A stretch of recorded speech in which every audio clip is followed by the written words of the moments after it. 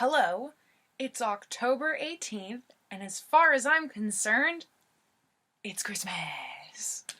So, as you know, possibly from my last video, Hallmark has released the names of their Christmas movies, which there are just a ton of. And since I don't have cable, I'm going to make up my own movies based on the titles. So here we go. I'm currently looking at 9news.com. The actual title of the Hallmark movie is Jingle Bell Bride, but what they've written on 9 News, it's a typo, Jingle Bell Pride. I imagine this is like a Christmas romance, except a bunch of lions attack. So that's just getting that one out of the way. How about, oh my God, Never Kiss a Man in a Christmas Sweater. So this one stars Elise Daly. She can't wear Christmas sweaters anymore because her father was a sweater manufacturer for the big sweater company in her town, and it was the town sweater company factory went out of business, and her father left, and she hasn't seen him since, and so she just can't, what did I call her? Elise. Elise just can't wear sweaters or enjoy Christmas anymore because her father abandoned her on Christmas. So unfortunately, because of her new job as a journalist in the local paper, she has to report on the judging of a Christmas sweater competition. So, the winner gets a date with her. I don't know why. Let's say she was like the Miss Louisiana or something, whatever state it's taking place in, and so it's like a big deal to get a date with her. She reports on this Christmas sweater competition, and she's just really put out because Christmas sweaters remind her of her father who abandoned her. The guy who wins, his name is Chuck McDonald, and he has a Christmas sweater that was made by the factory that Elise's father worked at, and she's like, I recognize that sweater because it's like the last sweater she saw her father in, and she's like, where did you get it? And Chuck's like, I can't tell you here, but I think I know where your father is. And Elise is like, oh!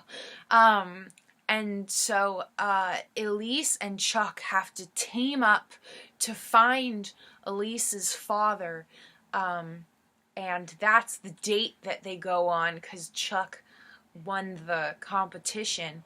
And they, let's see, where do they find her father? They find her father outside of a closed Filene's that like still has the sign up, and he's just like, they used to sell my sweaters here, and Elise and her father, they have this like, Daddy, why won't you come back? And he's like, I can't come back when I've failed my family to be a breadwinner. And she's like, I have a job now. I'm like 27. It doesn't matter to me. Why don't you just be a presence in my life? And he's like, no, this stone, I can't leave it unturned. And so in order to win back her daddy's love, because plot twist, it's not even about getting the handsome guy to kiss her, she has to knit. She has to open a knitting company with Chuck, because Chuck's like really good at knitting, and it's like very artisanal, like handmade, like the finest quality alpaca and merino. And then so they they have to open a sweater company to win back Elise's father's love. And the last shot isn't like, traditionally it would be like the female protagonist and the guy, like the romantic lead, kissing and like implying that they might have a romantic life together. But like the last shot is like Elise's father touching this sweater that she and Chuck made, and like he looks at her and he just takes her head and gives her like a big smooch right on the forehead and is like, "I'm ready to come home, Elise." And that's never kiss a man in a Christmas sweater. It's not what you thought it would be. It's different. A Timeless Christmas. Oh, this sounds fun. So let's see. Georgina Berg is super excited to spend Christmas with her family at this like old-timey Airbnb that she found. And she's like really proud. So she's gonna like meet her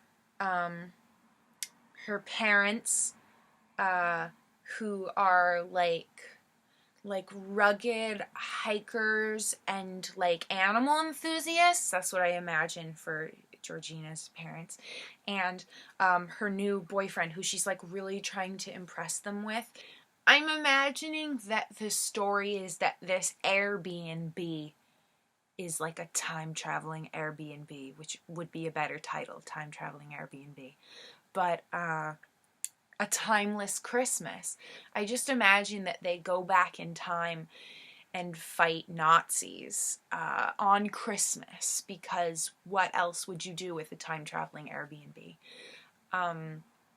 So yeah, Georgina and her like rugged parents who like brought their snowshoes and like ice picks, and her new boyfriend who's like maybe more of a city slicker but like does have some handy skills. Maybe he like, maybe the parents are worried that, let's call him Tony, right? So they're worried that Tony is too like rich and poncy for their daughter. Like, oh, we wanted a man who could do things with his hands. Like, that's what we want for our daughter Georgina. But it turns out that Tony, even though he's wealthy and he has had things easy and he's been coddled a bit, he like learned how to tie really good knots like in his yacht club that like his parents took him to. And he what did he do? He learned how to like track animals at like some sort of innovative expedition camp he went to as a child. Or like maybe even like his company had a business retreat that had a lot of trust exercises that actually used skills like listening really intensely and like feeling vibrations or something. Tony's like awoken. He is like some sort of elemental spirit now because he went on a business retreat and he opened his 7th chakra. I don't even know. He so it's about them fighting Nazis through time on Christmas in order to save Santa, because Santa is Jewish. And so if they don't stop the Nazis from killing Santa, then not only will children be bereft of presents in that the year when the Nazis exist, because I imagine like the Airbnb goes back to like 19, World War II Germany. But not only that, but Santa will cease to exist on our timeline. And so they're fighting for all of Christmas. It's the most important Christmas of all. And so they stop the Nazis from deploying their anti-reindeer cannon or something. They have like a Gatling gun that they're shooting at the reindeer, and like what kind of weapons do they have? Like some biohazards that they're like at Santa, and they have to fight them and take out their camp. And that's, so here's the thing. I really want Christmas movies that are more hybridized. We get a ton of Christmas romances, and I love that. I love that for everyone, but I want more, and I want different, and I want the same, but I want different. Like, honestly, I think it's the second A Christmas Prince that they have on Netflix, the Royal Wedding, they have this shot where the prince and Amber, the main character, are going down this mountain pass in a convoy of like vehicles because they're royalty and they have to go places sometimes. But like it just, I don't know what it was about these cars moving down a mountain pass in like single file that made me totally think that it was gonna do like a huge spin on the genre, and A Christmas Prince 2 was going to be more like Taken. Like, A Christmas Prince 2 Royal Revenge. I was so like, for a second, because I was excited, and then it was just boring. Like, not, but like it wasn't what I wanted. I wanted them to do like a total twist. So let's get back to what we're doing. Let's see, Love and Gingerbread. A Bright and Merry Christmas. Christmas by Starlight. That sounds fun. Christmas by Starlight. So, Marigold Demure is a young woman who has won like a NASA scholarship. She's like an African American woman, and she won a trip to this STEM retreat where like NASA is like teaching all these educated and like innovative young people about the stars, and it's like a mix of science and relaxation. Like, the NASA scientists are there. You could have really cool cameos with, like, Buzz Aldrin or whatever. But, you could also just have it be, like, astronomy-themed spa vacation. Like, they are like watching the stars in like hot springs, maybe, yeah. And they are listening to lectures by NASA scientists while getting massages. I don't understand how retreats work. So anyway, I imagine that Christmas by Starlight, she's like, well, there's very frequently these like competition elements. So she could, let's say, what did I name her? Marigold. That's not an African American name. So Marigold, she,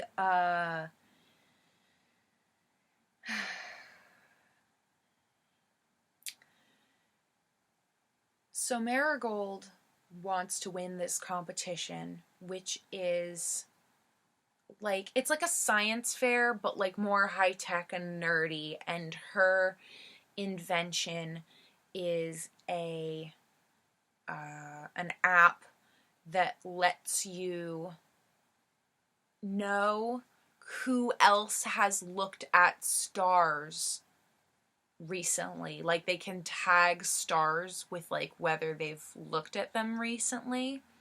And they can like leave messages. So this is the app she's made. It's like a astronomy communications app. So that she imagines that these like NASA scientists can use it as like a database for like like if China's working on something and they're like, oh, we noticed this movement in Orion's belt or whatever. And then, Japan's working on something and they're like, oh, we see what China has already said. We're going to add our notes to it. So, like, Marigold imagines it as this, like, collaborative element. And so that's her competition effort. But she's really worried because her ex-boyfriend Charlie abandoned her at the last second to team up with his ex Felicia, and they're like they like also won, and so like due to this switch around, I guess Marigold has to work with this guy Brad, who he has like a different idea for an app. So he's got this other app that he wanted to do, but he like couldn't figure out how to make it work. I feel like I'm focusing too much on the apps. Like when I watched The Princess Switch and it's a cooking competition, I don't think they really show you what exactly it is they're baking in detail. They're not like, this is their secret recipe and these are the actual.